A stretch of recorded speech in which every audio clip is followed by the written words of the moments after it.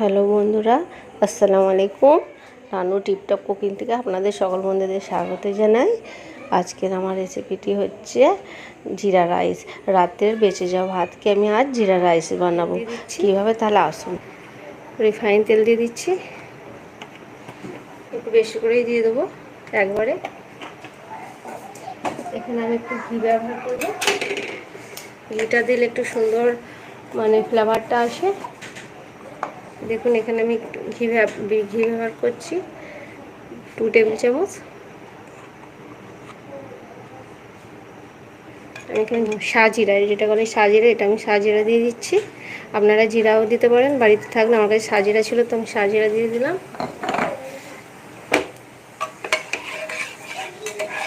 আপনারা বাড়িতে বেঁচে থাকা ভাত ফেলবেন কেন? সকালবেলায় যদি ভালো থাকে সেটা দিয়ে আপনারা এরকম বাড়ির বড়রা বা বাচ্চারা সবাই খেতে পারবে।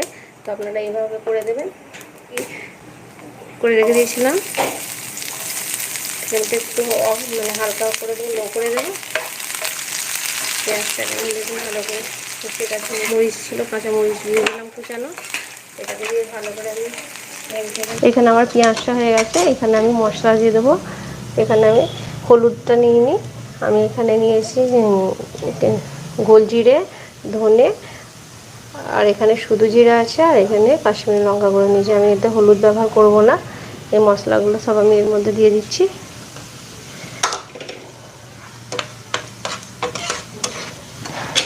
এখানে এবার যেটা রাতে বেঁচে থাকা ভাতটা দেখুন রেখে দিয়েছি, এটা এর মধ্যে দিয়ে দেবো।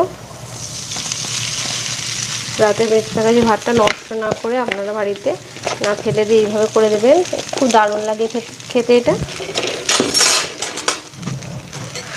ঘি দিয়ে বা তেল দিয়ে এটা ভেজে এইভাবে ভাজবেন, দারুণ লাগে খেতে। এতে শুধু আপনারা হলুদ দেবেন না, হলুদ দিলে একটা গন্ধ এসে যায়। সাজিরা থাকলে সাজিরা দেবেন, জিরা থাকলে বাড়িতে জিরা দেবেন। এখানে আমি জিরা রাইস বানিয়েছি নিজের বাড়ির মতো, হোম স্টাইলে। এর মধ্যে আমি আচারের মশলা সব কিছু ব্যবহার করেছি। আপনারা এইভাবে বাড়িতে বানাবেন, খুব দারুণ লাগে এটা খেতে, খুব সুস্বাদু লাগে। এই সময় নাস্তায় 11টার সময় আপনারা বাচ্চাদেরকে বা বাড়ির সকলকে দিতে পারবেন। এটা রাতের বেঁচে যাওয়া ভাত আছে।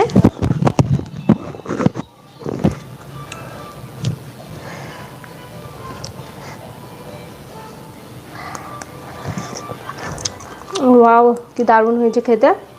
আমি টেস্ট করে দেখছি, খুব দারুণ হয়েছে। আপনারাও এইভাবে বাড়িতে করবেন, দারুণ লাগছে। আপনারা এভাবে করবেন বন্ধুরা, দেখবেন খুব ভালো লাগবে খেতে।